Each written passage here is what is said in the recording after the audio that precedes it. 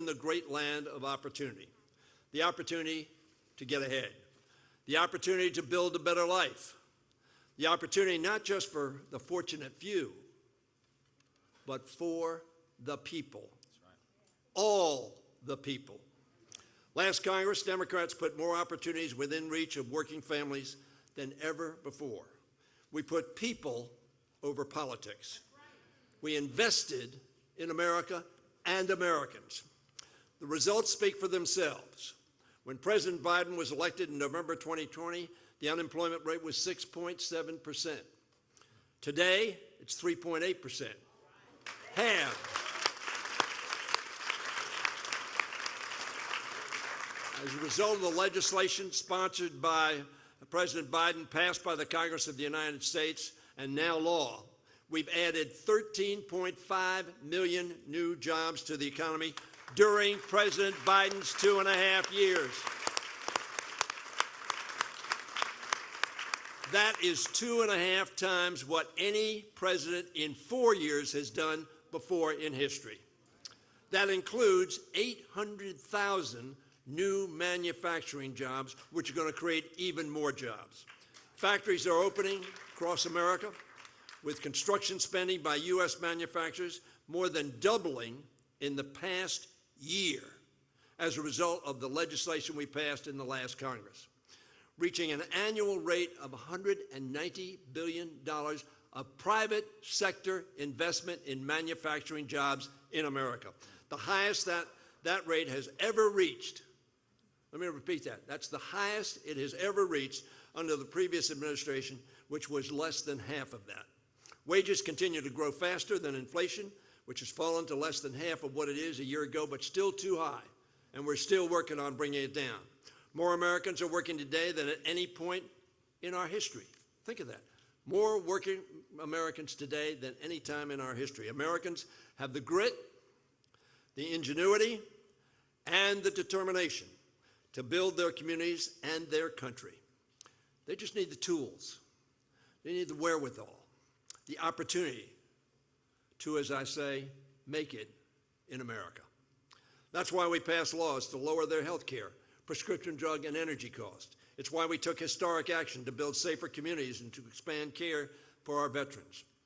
And it's the reason that we made once-in-a-generation investments in infrastructure and manufacturing to create jobs, strengthen our supply chains, and give a better quality of life for our people. The impact of these policies will only continue to grow as we implement these historic laws. The President's going to talk about those. I've been proud to help lead House Democrats in that effort as chair of the new Regional Leadership Council and in the last Congress as Majority Leader. We're ensuring that these transformative laws reach every American in every corner of the country, from our biggest cities to our smallest towns and most rural areas. No matter where they live, all Americans deserve to see how these laws are investing in America, investing in Americans, creating jobs, lowering costs, and strengthening the middle class. I congratulate and thank President Biden and his administration for advancing that mission here in Maryland and throughout the country. Yeah, that's the applause line. Ladies and gentlemen, on behalf of my children, my grandchildren, and my great-grandchildren, I thank President Biden for investing in a stronger, healthier, more competitive, and more job-producing America, today, tomorrow, and for generations yet to come. Now I'm pleased to introduce the junior senator, Chris Van Hollen.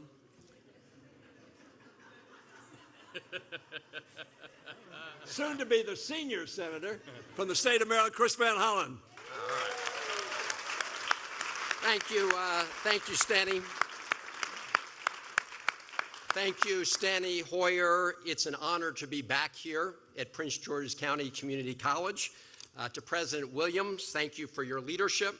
To the amazing faculty, staff, and the students at Prince George's County Community College, if you could please join me, Steny Hoyer, Ben Cardin, and our Governor Wes Moore in making sure that President Biden can hear your welcome backstage here. Thank you for being here, President Biden.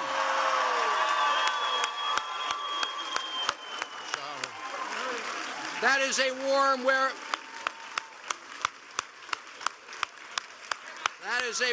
Maryland welcome. You know, this community college helps create strong career pathways so that students can achieve their dreams.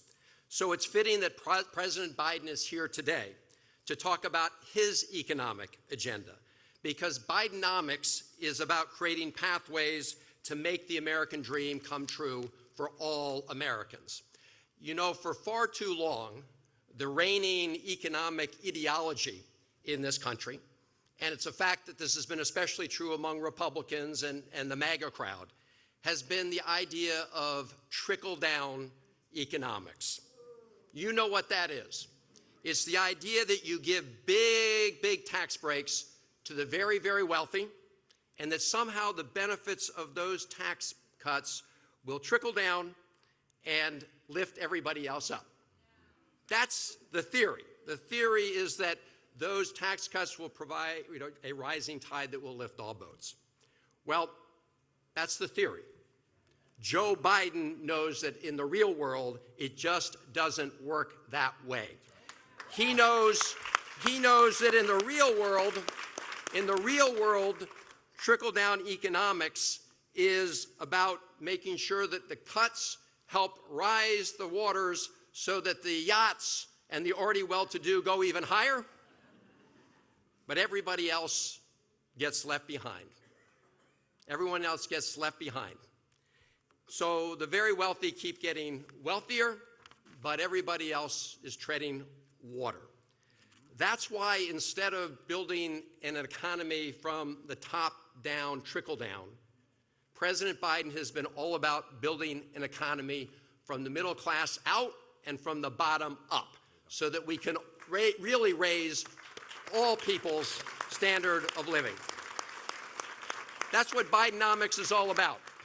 And we also have the proof from the previous administration as to their agenda, because when President Trump was in the White House and you had Republican control in the House and the Senate, they passed a $2 trillion tax cut that went mostly to the very, very wealthy, and also helped reward some American companies that ship jobs instead of American products overseas. That is not the Biden way. Instead of giving more tax cuts to corporations that ship jobs overseas, President Biden has pushed through laws that finally require the biggest multinational corporations to pay a little bit more of their fair share. I want you to think about this fact. In 2020, the year before Joe Biden was sworn in as president, 55 of the biggest corporations in America paid zero federal income taxes on $40 billion of profit. That's not right. Under President Biden, we passed a law requiring a minimum 15% for those very big corporations. But it's how we use those revenues that matters, because what he did, President Biden, is to invest those funds in all of our futures, in making America stronger for everybody. The infrastructure modernization bill is resulting in putting more people to work right here in Prince George's County, building out transportation networks and building out high-speed internet connections. The CHIPS and Science Act, bringing more critical manufacturing jobs back home to the United States of America. The Inflation Reduction Act, creating more homegrown union jobs in the area of clean energy so we can also tackle the climate crisis. And we finally, something we've all been working on for decades, finally said to the big pharmaceutical companies, under the Medicare program gets to negotiate for lower drug prices for seniors. And the results are in. Congressman Hoyer mentioned the 13 million new jobs created, record for that first 2 years of an administration. Unemployment is down to record levels. We are seeing real wages up, union jobs up, new small businesses up. But I'm going to end with this. All of that is at risk right now as we speak. Because in the House of Representatives, the MAGA crowd is threatening to shut down the government unless they get their way on their far-right extreme agenda. What do they want to do? They want to go right back to trickle-down economics. They're calling for another round of very big tax cuts for the wealthiest Americans. They want to reverse the requirement that Medicare finally negotiate lower drug prices on our behalf. They want to undo the Inflation Reduction Act. So we cannot go back. We cannot turn back the clock. We cannot shut those doors of opportunity. We need to continue to build an inclusive economy with greater shared prosperity for all Americans. That's what Biden economics is all about. So I want to thank the President, thank all of you for being a part of this mission, and I want to thank the person I'm going to bring up next because he's been a critical part of our efforts to get all of that done. I call him not only the senior senator, but the experienced senator from the state of Maryland. I want to thank him. He still has a while to go, and he's going to run right through the finish line, as you can tell from being here today. Ladies and gentlemen, please give Ben Cardin a warm welcome.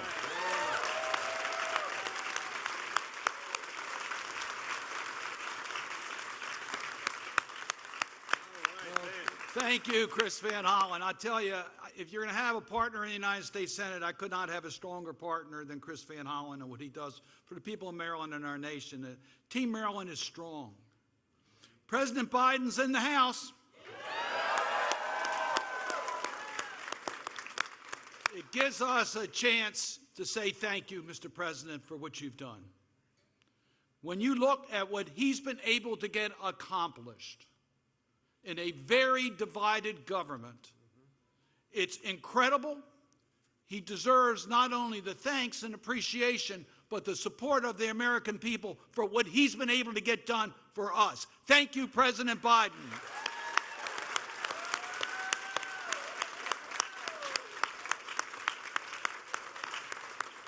Prince George Community College students are in the House. Dr. Williams, congratulations for your leadership here. This is one of the great institutions in our state. The President could not have picked a better venue to visit our state, and we thank him for that.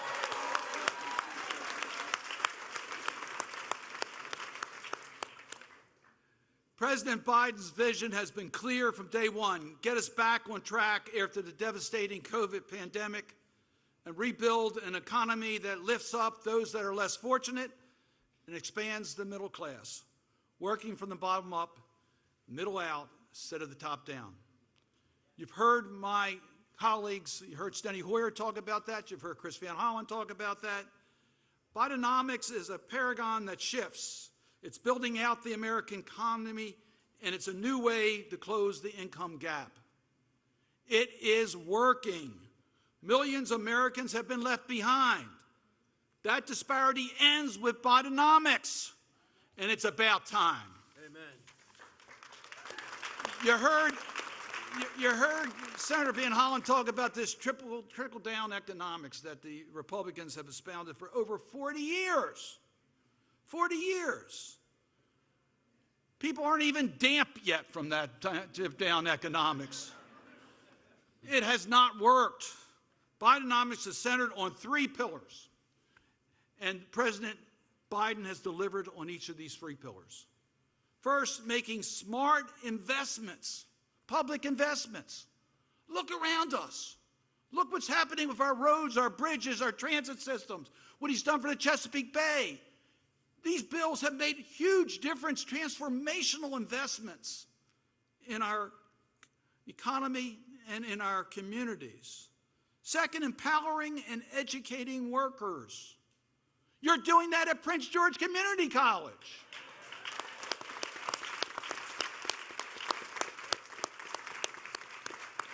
And promoting competition. Americans can compete and win as long as we have a level playing field. And Joe Biden's fighting to make sure we have that level playing field so we have the good jobs here in America. I am proud to say that under President Biden's leadership, transformational bills have been passed. You've heard my colleagues list some of those. It's worth repeating because each one of these were incredible in their own right. The CHIPS and Science Bill talks about competition being here for us because we have the technology. We need to make sure that the productions are done here and the research is done here. That's what the CHIPS and Science Bill is all about. The Inflation Reduction Act, yes, we talk about it absolutely the greatest investment by any country ever in dealing with climate change. Climate change is real. We know that. We're going to be struggling with the aftermath on disaster relief in Congress. We've got to take steps to protect this earth. And the United States is now the leader, thanks to President Biden. But in that bill, we also, as pointed out by my colleagues, dealt with health care costs. We know that's a kitchen table discussion on how you're going to pay your health care bills. Well, they're coming down. Insulin, $35 a month, cap. Thank you, President Biden, for what you've done. Negotiating prescription drug costs. We have a plan. And Senator Van Hollen mentioned small business. I chair that committee. We had the largest growth in small businesses in our history, and in Maryland, it was led by women and women of color. We are making progress.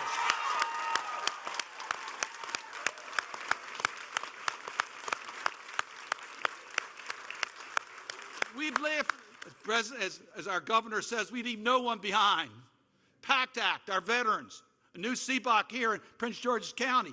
We are making investments to do what's right for our veterans. And the list goes on and on and on. And I haven't even mentioned what President Biden's done with our courts. Justice Jackson and the judges that have been appointed. What a difference that is making. And the Respect for Marriage Act, the youth. President Biden's record is one that is absolutely incredible, and he did that in a divided Congress. It was not easy. Now, you heard the job numbers, so I won't repeat them again, but 13.5 million new jobs is worth repeating. It's the fastest growth in our history. We have regained all the jobs lost during the pandemic and created 4 million more, including 1.5 million in manufacturing, construction, and engineering. The previous president, I think you know his name, lost 2.9 million jobs during that presidency. What a contrast we have here. So Bidenomics is about us. It's about all of us growing together as a nation. And it's been led by President Biden. And we're proud to be on his team. This is Team Maryland. Let me let you know that. I am so proud of the leadership we have with Governor Wes Moore. He is poised to take advantage of all of these tools. He's already brought our state together. My only complaint is he calls too often. We've got other work to do at times. But we love him, and we respect everything he's doing, and we're all so proud to be part of Team Maryland. Welcome the Governor of Maryland, Governor Wes Moore.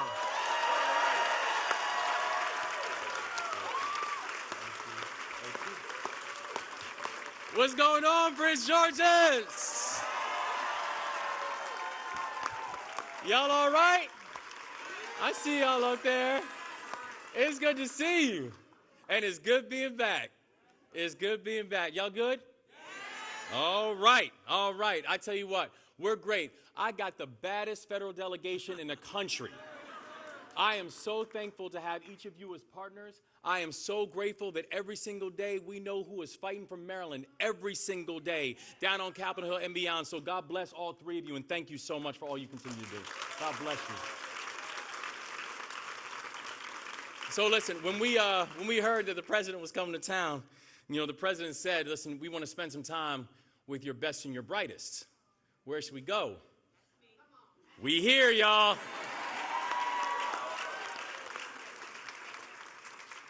You represent the best of us. Pick the right place. You represent, that's right. You represent the source of our pride. You represent the hope of every single aspiration we have. You represent the absolute best of us. And so I just want to say also to all the students who are here right now, all the ones who are taking time off from class to make it out to this. I just want to say this to each and every one of you. You are here because this room will be incomplete if you weren't. Every room that you are in, you are there because you belong there. Every room you are in, you are there because you just made that room better. Every room that you are in, you are simply just sitting in a seat or standing in a place that was hard-earned and hard fought for. You stand there with your chest out. You stand there with your chins up, and you represent the way we know you know how to. So God bless y'all for doing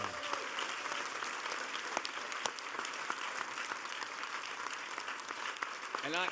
And I got to tell y'all, so President Williams, and she knows, being here is also very personal for me, because there's three things that I wear every single day, and each and every one of them, I wear them not just because they remind me of my commitment, but it's because they remind me of my strength. All right. The first is something I got when I was 17 years old, and those were my military dog tags. So. Oh, I can't pull them out. I got to take my clothes off. Mercy. Y'all are funny now. Here we go. We working. My dog tags.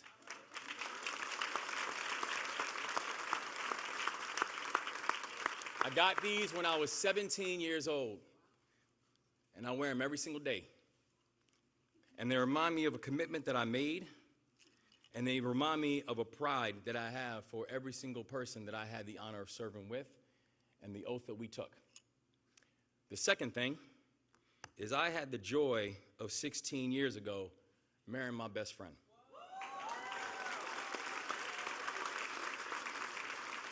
And she is someone who as she says, she actually was raised in New York, but then she just happened to come to Prince George's County for college, and she never left. So she always very proudly says that we got a Prince Georgian who's living in the governor's mansion right now. And the third thing that I wear is my ring from my 2-year college. I ended up finishing up at Johns Hopkins and then doing my graduate work over in Oxford as a Rhodes Scholar. And people say, so why is it that you wear the ring from your 2-year college? Because it's my foundation.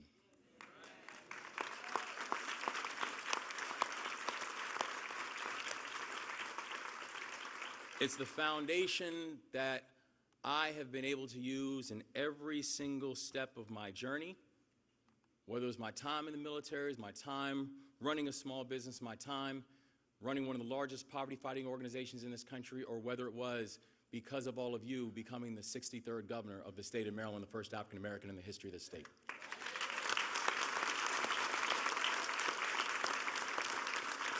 We are very proud of the fact that we have some of the best 4-year schools in America. A fact that we are very, very proud of. But I want to be very clear. We are going to end this myth that every single one of our students must attend one of them in order to be economically successful and in order to build up a society that we all hope for and we dream for. We need to and we will make sure we are rewarding Marylanders from all walks of life and from all paths to make sure that no matter your start and no matter your destination, that you are going to have a state that supports you, that believes in you, and that is willing to invest in you. Because we need you. And when we say that, I'm thinking about people like Nicole. Nicole is a mother of 6 who I met at Howard Community College. Nicole was working as a full-time medical assistant while pursuing her associate's degree in nursing. And I met her during her graduation. So she's now a graduate. And she is serving on the front lines of Maryland's healthcare system, making sure that every single person who sees her knows that you have not just a trained, but loving arms that are going to welcome you. Her journey shows how community colleges open up the pathway for success, and not just for some, but for everyone who is courageous and hardworking enough to walk through them. that no matter your age, no matter your field, no matter your profession, no matter your passion, this place can and should be home. And we need to lift up people like Nicole and so many others, like so many here, who want to gain new skills, even if they're already part of the workforce. And that's why today, I am proud to announce that the state of Maryland will be directing $17 million towards adult education, and that includes funding for all 16 of the community colleges here in the state of Maryland.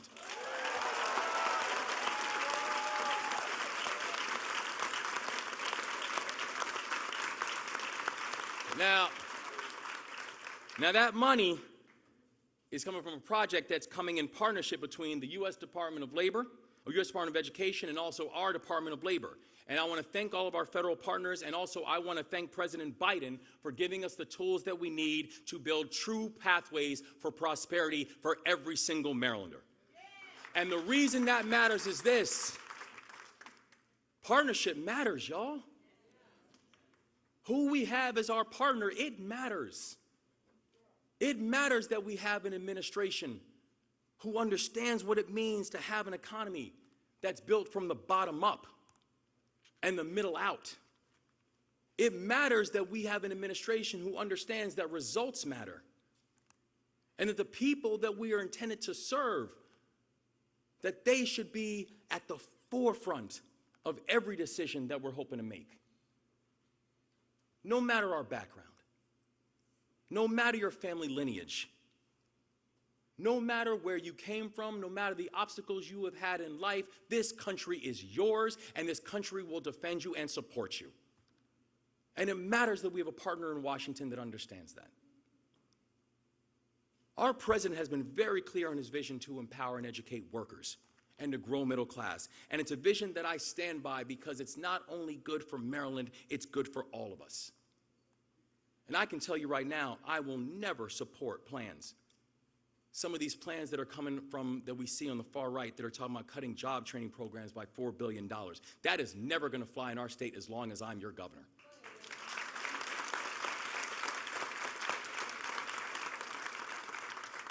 So for all of you who are here right now, and for so many of you students, the ones who took time off from work to be here, for some of you who had to commute over an hour to be able to get here because there were not enough trains or buses or transportation assets. For all of you who are going to go home tonight and who are going to help your kids with their homework before you have a chance to work on your own. In Maryland, you are seen. In Maryland, you are heard. And in Maryland, you hold the key to all of our strength. So together, we're going to follow the lead of this president. We're going to work together to bring real results. And I can tell you right now, when we do it, this is going to be Maryland's decade. The rest of the country is going to know it. We are putting the rest of this country on notice. I have already let every single governor in this country know your time is up, our time is now. That in partnership, we are going to make this Maryland decade. And y'all, listen to me here. Think about what we've gotten done in the first 9 months. Imagine if you can give us another 4 years.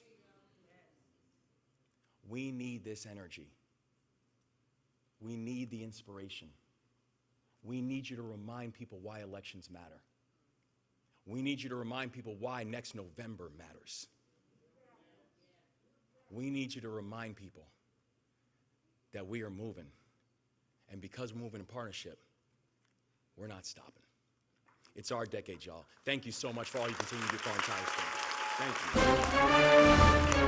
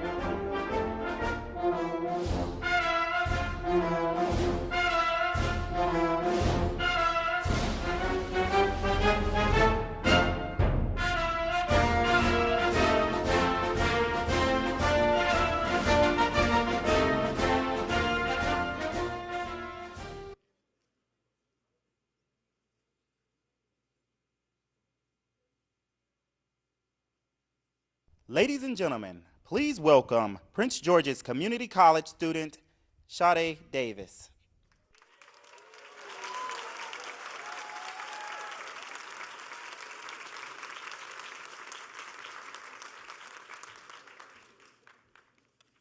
Good afternoon.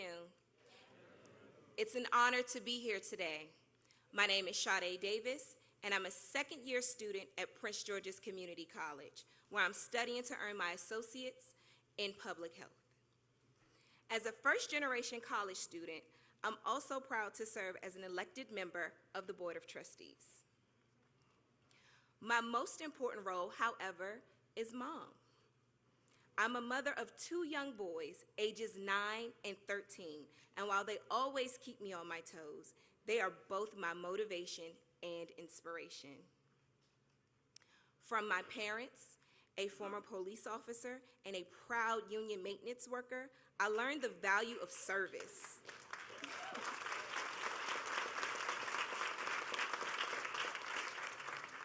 Of dedicating yourself to bettering your community.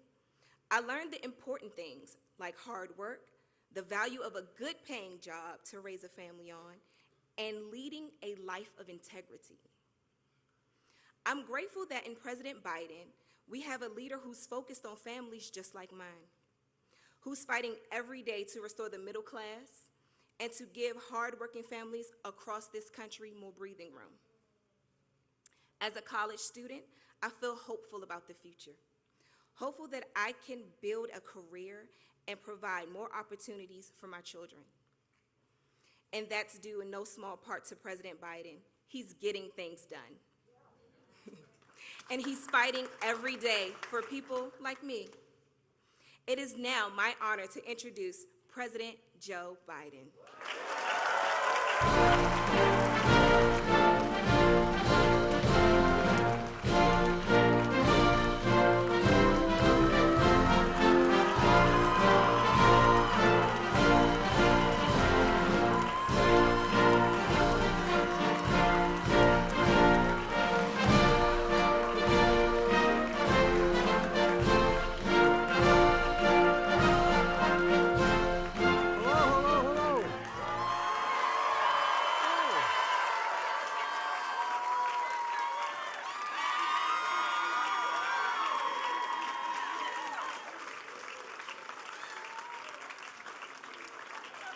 As my mother would instruct me to say, please excuse my back. I apologize. Sade, I just told her when she walked off the stage, when she's president and they say Joe Biden's out in the waiting room, she promised me she won't say Joe who. Please, do you have seats? Okay. I once said that early on in my tenure, Gov, and I said, everybody take a seat. None of them had seats. Well, I tell you what, you guys are impressive. And 3 of you are really close friends. And one's about to become a close friend. Gov, my problem is your biceps are a little small. And you're not in very good shape, but maybe I'll work with you, see what we can do. No, but really and truly, thank you. And I appreciate it very much. Senator Ben Cardin is one of the great, I hate the phrase public servants, but it is true. You know, I judge my colleagues over the years based on not just their intellectual capacity and their decency, but their integrity. The men you have here have incredible integrity. And it's just amazing. Chris Van Hollen is one of the reasons why I got elected vice president. He's the guy that did my debate prep for me. And without it, I'd been in real trouble. And Steny Hoyer, he and I share the eastern shore of Delaware and the western shore of Maryland. You know that whole area in there? I keep telling him it really is part of Delaware, but he doesn't. And David, thank you for being such a great partner. You've been great as well. I really do appreciate it.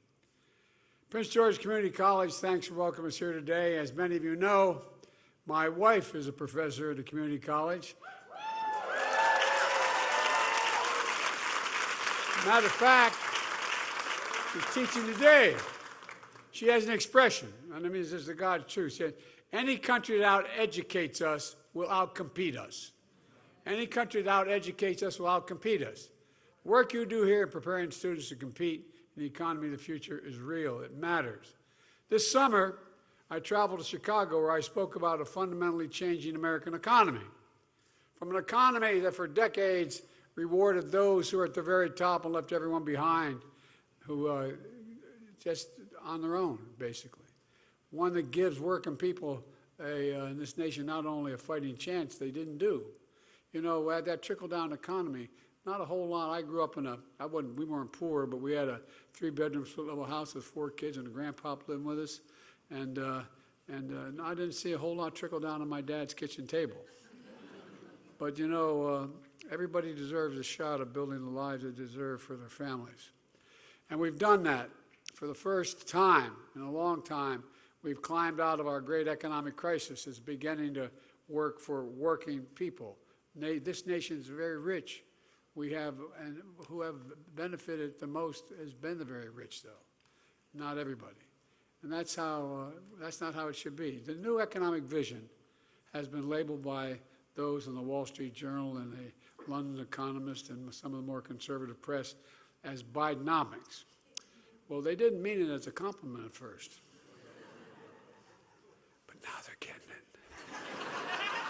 What's Bidenomics? It's about investing in, and I feel like I'm going to try not to repeat some of what my colleagues have already said, but it's about investing in America. Investing in America and investing in Americans, American people. It's about growing the economy from the middle out and the bottom up instead of the top down. Because when the middle class does well, the poor have a ladder up, and the wealthy still do very well. I'm a capitalist. If you guys go out here and you can make $1 billion, go get it. Just pay a little more in taxes.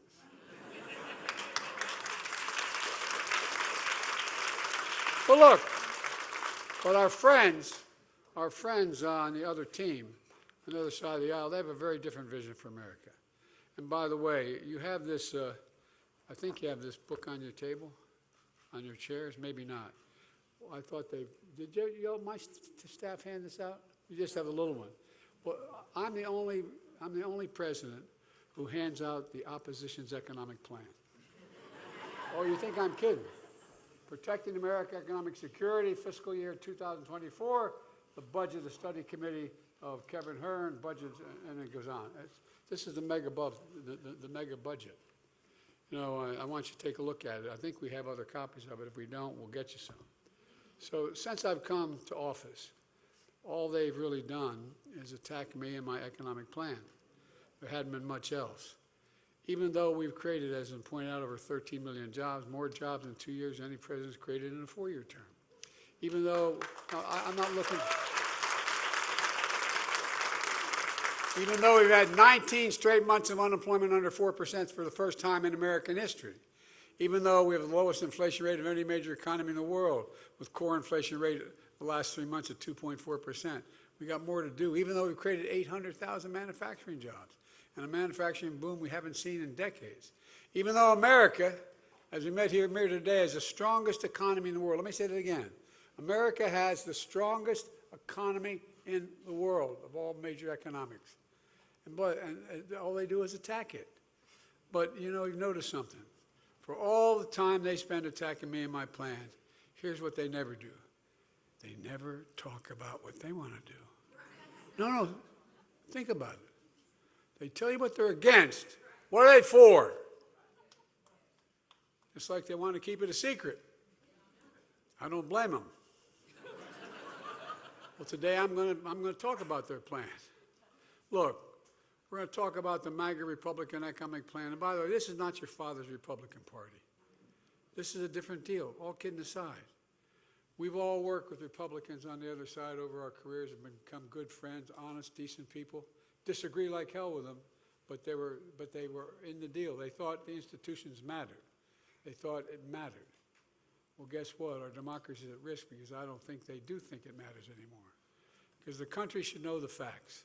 They should know the choice between Bidenomics and MAGAnomics. American growth and hope, and we're building, or American lost jobs, raising fears. MAGA Republicans gave us a few short years ago. Look, their plan, MAGAnomics, is more extreme than anything America's ever seen before. Just months ago, they went further than anyone has ever gone, threatening to default on the debt that's over 220 years old. Default, unless we gave them everything they wanted. We gave them nothing they wanted. We gave them nothing, and we got a deal. But up to now, Republicans have given us a failed plan, a trickle-down economics that didn't work. My guess is your story is just like mine. Not much trickle-down ended up helping y'all. Instead, there's what trickle-down economics did. It shipped jobs overseas. It's a basic thing. Find the cheapest place in the world for labor, send the jobs there, the product there, and then import the product home. Well, you know, they hollowed out the main streets of America. They did the same for the middle class. They blew up the deficit. It produced an anemic economic growth, if any growth at all. And it stripped us dignity and pride and hope out of a community, one after another. You know, when you have those communities where there's been that factory employing 250 people in a small community for years and years, and then it closes down, you don't just lose the jobs, you lose a sense of belonging. People lose hope. They lose their pride. They lose their sense of pride. And now these MAGA Republicans have taken a plan I've never worked, and you know, look, the plan they're proposing never worked, but they decided to make it much, much worse. Now Republicans in Congress are doubling down with a plan that does three things. One, it cuts taxes even more for the very wealthy and big corporations. Two, it cuts Social Security, Medicare, and Medicaid. Three, it raises costs for families, gutting investments in the middle class. Under their plan, the top 1%, 1/10 of 1% of households that make over $4 million a year are going to get another tax cut worth more than 2 times what the typical American family makes in a single year. Let me say that again. 2 times what the average family makes a year is going to be the tax cut they're proposing to give to the very wealthy. MAGA Republicans in Congress are also trying to undo the progress we made to make getting, you know, look, what I was able to do in what they call the G7 among the NATO countries and European countries, I was able to get them all to agree, and then around the world, all the democracies, agree that we were going to have a global minimum tax on corporations, meaning that you couldn't have offering a tax to build or make something in another country that's considerably lower than what the tax would be in that country where, in fact, it comes from. And that global minimum tax was finally agreed. It took me a better part of a year to get it done. And guess what? They want to get rid of it and let corporations go back to shifting jobs and profits overseas and avoiding paying taxes at home. And who's going to pay for that? Well, now we know, because the MAGA Republican Congress has finally released the budget I just referenced. And the answer is seniors and hardworking Americans are going to pay for it. They don't talk much about, but I got the budget. I mean, literally, it's here. And it's all in black and white. And just for your convenience, I thought I left it. My staff told me they left a copy on your seats, but I guess they didn't. So here's what it does. Their budget gives $5.1 trillion in additional tax cuts skewed to the wealthy people and big corporations, while cutting $700 billion from Social Security. Hear me now? $700 billion from Social Security and $1 trillion from Medicare. Let me say that again. Cut Social Security by $700 billion and Medicare by $1 trillion. They want to raise the Social Security retirement age, which means a 13% cut in benefits for seniors who retires at the age of 67. Imagine, you work your whole life. Every single paycheck you've had, you paid into that system. You thought you'd be able to retire with a little bit of dignity. Our MAGA Republican Congress also want to take Medicare away from more than 1 million Americans with disabilities. Now, if they hadn't done what they've done the last 2 years, you might not believe me. But I promise you, I gave you my word, that's what they're proposing. They want to cut Medicaid in the Affordable Care Act and the Children's Insurance Program by more than half. What does it mean? Under Meganomics, as I'm calling it, tens of millions of Americans could lose their insurance. Waiting lists would skyrocket for seniors who need home or community-based care because they have nowhere else to go. They can't have no family to take care of them. Children would not get adequate health care. MAGA Republicans don't think we should be investing in education, and that's not an exaggeration. Students here at Prince George's Community College should know MAGA Republicans in Congress want to slash Pell Grants. More than 6 million students who count on these grants to be able to afford to go to college would lose it. That's what they're pressing for. You saw how they took on my attempt to eliminate student debt. Although we're still going to eliminate a hell of a lot of student debt.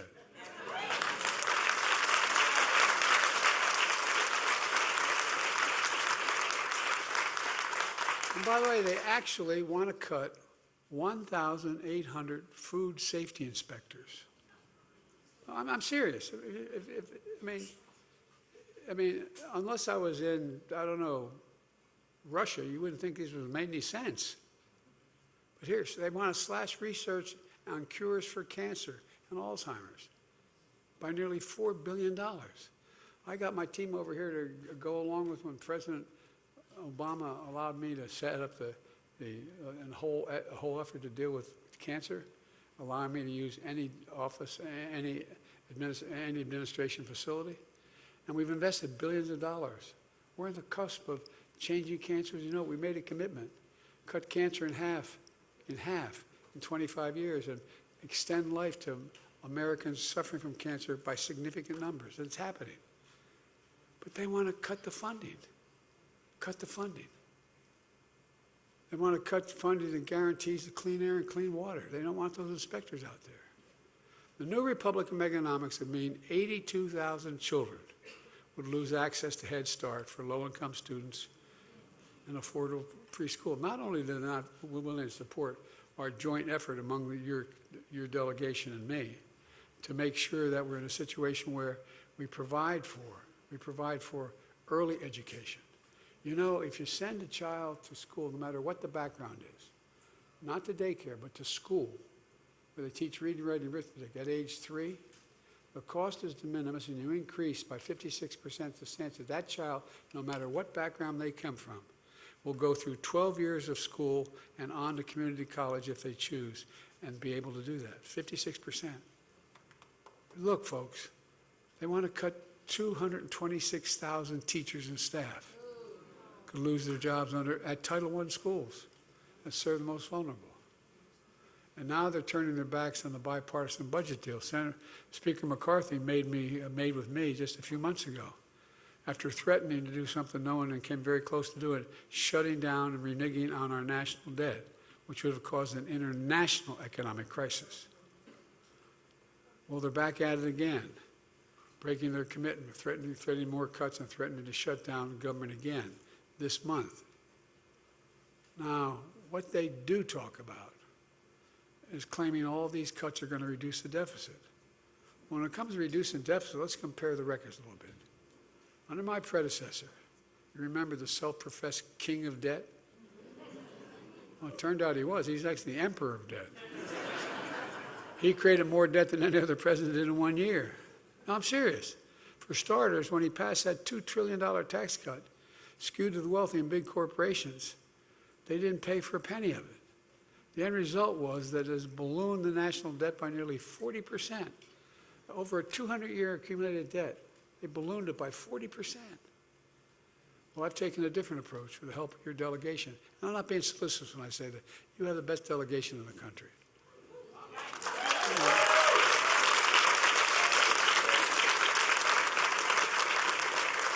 And that's not just because my whole family's from Baltimore. Look, we just cut the budget deficit by they helped me cut the deficit by $160 billion. $160 billion. You know how we did it?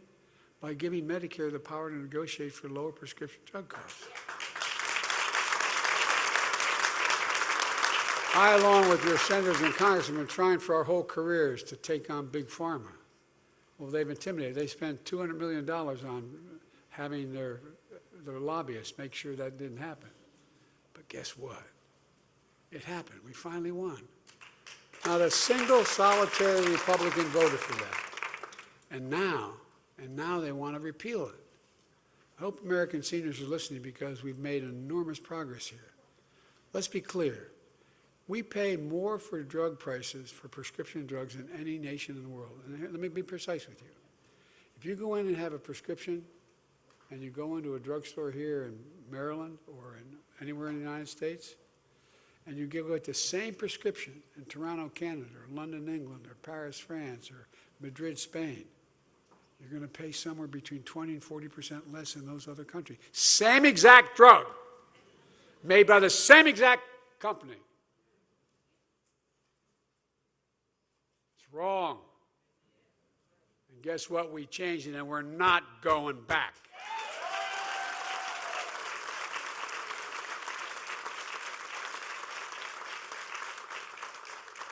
I don't get it, man. Up till now, seniors have been paying up to $400 a month for their insulin. We've reduced that to $35, and at $35, the drug company is still making 350% profit, because the guy who invented the insulin for diabetes didn't patent it because he wanted it available to everybody. To make it and to package it costs $13 to $14, and they're paying $35 now for it. $35. Democrats just got, and Republicans are trying to take that away. We did something else too you should be aware of. Just a few years ago, as was pointed out, 55 of the largest corporations, the Fortune 500, paid zero in income tax, and they made $40 billion. I said I was going to do everything I could to make sure they start paying their fair share. Well, we changed that. Now the biggest corporations have to pay a minimum tax of 15%, so they don't get away with paying nothing. As a matter of fact, they're supposed to be paying a minimum of 21%. 21%, that's what the tax law says. You know, big corporations are, by the way, I know a little bit about big corporations. I'm from Delaware. More corporations are incorporated in Delaware than every other state in the United States of America combined. And look, I want them to do well, but pay your taxes. But they're complaining. So MAGA Republicans are carrying their water. They want to go back to telling them, pay nothing again, and you have to pick up the tab instead. You pick up the tab. Not only are they refusing to take corporations, make them pay their fair share. Early this week was reported that MAGA Republicans are planning to give an additional, this is not, again, this is all public, an additional $1 trillion tax cut. $1 trillion tax cut for big corporations. We're doing very well, I might add. Apparently, they think corporations which make record profits in recent years pay too much in taxes. It's unbelievable. To hear MAGA Republicans in Congress tell it the only way to reduce the deficit is to cut Medicare, Social Security, that you have paid for in your whole life. From the time you've had your first job, you had to pay into Social Security. Out of every paycheck. Give me a break. These guys are just plain wrong, and they proved it. On my watch, the deficit already has fallen by over $1 trillion. $1 trillion so far. I signed legislation to reduce the deficit by another $1 trillion over the next decade. And the budget I'm putting forward this year would cut the deficit by another $2.5 trillion on top of that. We're doing it by making the wealthy and big corporations begin to pay their fair share. I'm not talking about 70% taxes. I'm talking about 36% trans taxes, 24% taxes. How many of you think the tax code is fair? Raise your hand. Even if you're making it. No, I'm serious. Even if you're making a lot of money. You know, we've gone in the pandemic from about 740 billionaires in America to 1,000. Well, guess what? These billionaires pay an average of, guess what? Less than 8% in federal taxes. Less than 8% on a yearly basis. They pay a lower tax rate than a firefighter, a teacher, a cop. How can that be right? How can that possibly be right? My friends came up with an answer.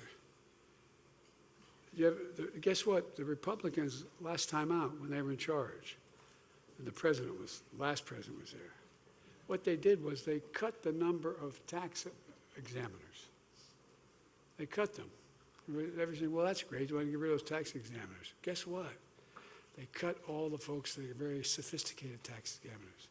That takes years to learn and how you go through $1 trillion income, how you determine what they pay. They cut them. It's time billionaires began to pay at least a minimum tax of 25%, for God's sake. There'll still be multi-billionaires at that. We ought to make the tax code more fair, not less fair. That's why I promised that no one making under $400,000, I've never seen that, but no one making under $400,000 will see their federal taxes go up a single penny.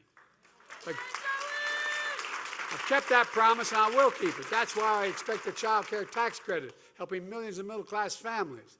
It's a great benefit to those families. It increases economic, and by the way, it increases economic growth. All the things we do for middle-class and working-class families increases economic productivity.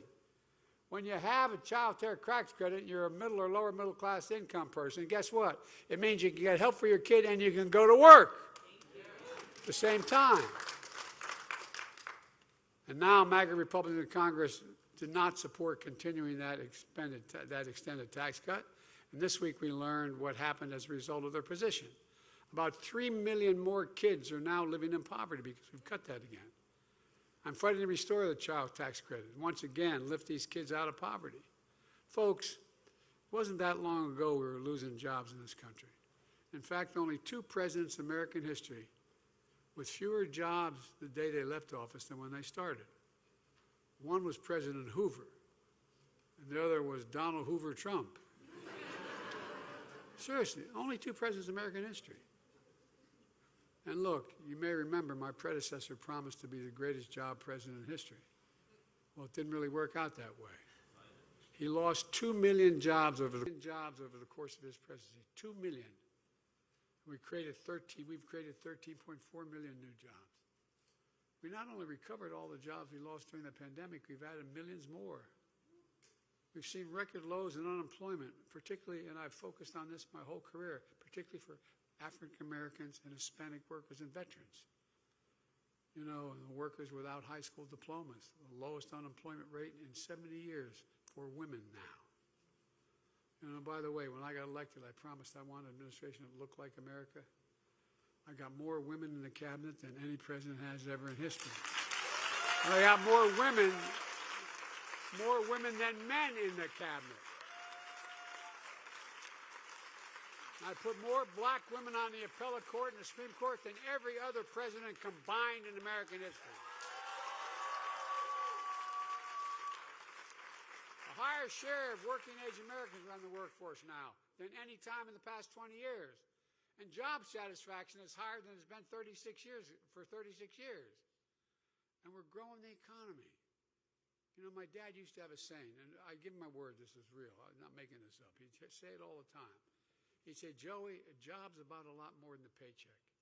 It's about your dignity. It's about respect. It's about being able to look your kid in the eye and say, honey, it's going to be okay, and mean it.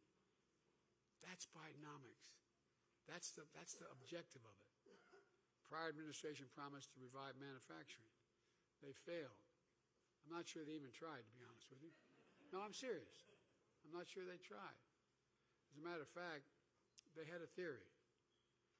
And ship jobs overseas, cheaper labor markets, and import the product. Well, I went back, and I don't know, guys, I didn't know this, and I've been around a long time. I didn't know that Roosevelt passed in 1934 a piece of legislation that said that when the president is given money by the Congress gets money appropriated to spend for the American people, he should only hire American workers and only use American products. No president ever tried to really keep that going, but I have. And here's the deal. That's why we've grown so rapidly. If we don't have the technique, we don't have the particular skill required, you can make an exception and not spend it on an American worker. But we got to invest in America. We're making things in America again. You know, folks, it's just amazing how much has changed. We used to have the largest economy in the world in terms of manufacturing. Under my presidency, America has surged to the front again. We're now on track having the strongest economy in the world for decades to come. Prior administration promised to rebuild our nation's infrastructure. Remember Infrastructure Week? Every week, and then Infrastructure Month? Well, guess what? It never came. Great real estate builder, the former president, he didn't build a damn thing. You know, I mean, think about this. Can you believe we used to have the best infrastructure in the world. We had the best infrastructure, not a joke, the best infrastructure in the world, rated by all these international agencies. But guess what? We fell to rank number 13 in the world. 13 in the world, 12 countries.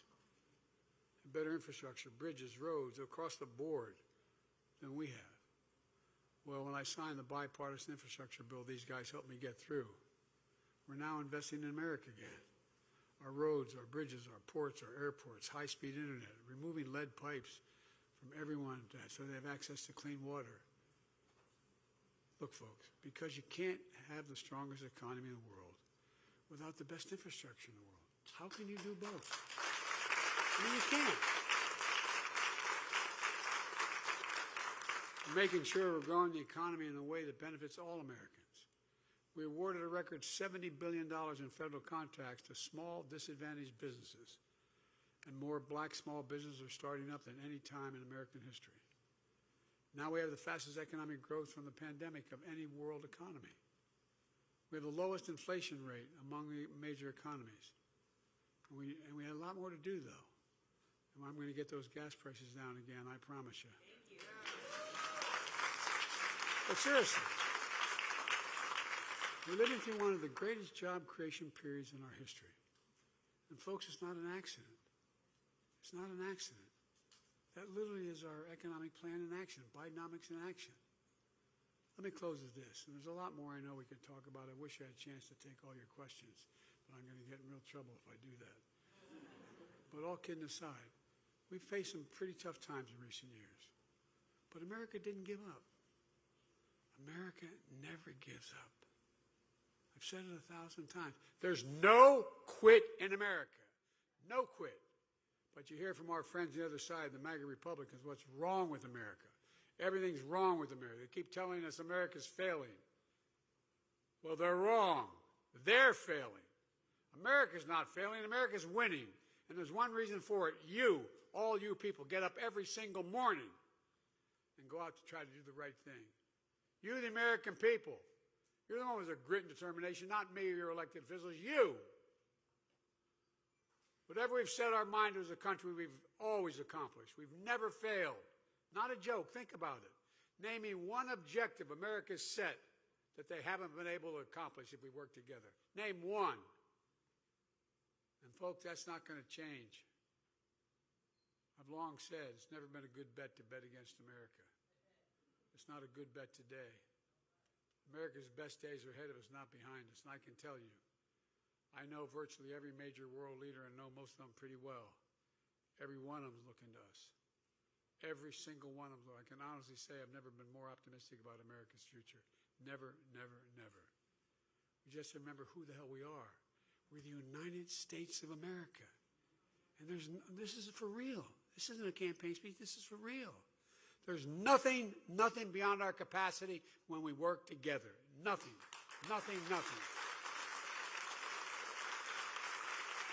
Folks, one of the reasons I'm so optimistic is we really are the most unique nation in the world. And you say, well, every nation says it. No, think about it. I mean, in real terms. I think we're the most unique nation in the whole world. Every other country is based on ethnicity, geography, religion, race, or creed. We're the only nation, and this is literal, think about it. We're the only nation based on an idea.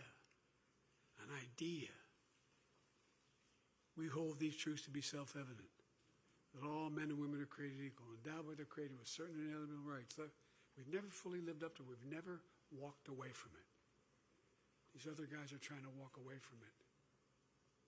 I'm about to make a major speech. I made one back when I ran the last time in 2020 up at Independence Hall. Democracy is at stake, folks. Our democracy is under attack. And we got to fight for it. I taught at the University of Pennsylvania for 4 years, and I used to teach political theory. And folks, you always hear every generation has to fight for democracy. And I found myself, it's automatic. We didn't have to believe it. But we do. We do. And look, That's who we are. I had a long talk with my counterpart, who I've known for 25 years, Vladimir Putin. And he started to, he said to me, this was early on when I first got elected, and we're talking about strategic doctrine and keeping nuclear weapons out of space, etc., in Geneva. And he sat there, and when I was making the case, he looked at me and he said that the reason I'm reluctant to talk to you about this, you expect me to bring China along all the time. I said, oh, I don't expect you to bring China along. So you got essentially a 6,000-mile border with China. Your tundra is melting in the Arctic Circle. Methane is coming out. You got a lot of problems. And China doesn't respect you that much. And he looked at me. He kind of stood up. I said, we have Canada to our north, Mexico to our south, Atlantic and Pacific Oceans. We got the most heterogeneous nation in the history of the world. And we're together. I'm not asking you to do anything except yourself. It ended up with a very different ending, but my point is, the idea of who we are, there's nothing beyond, I promise you. Madeleine Albright was right, fellas. We are the Central Nation. There's not a single room I walk into, not because of Joe Biden, I mean that sincerely, because I'm President of the United States. Not a single nation I walk into, room I walk into, the rest of the world doesn't stop and said, basically, what do you think? Not a joke. You just got to remember who we are. We are the United States of America. There's nothing beyond our capacity. God bless you all. Thank you.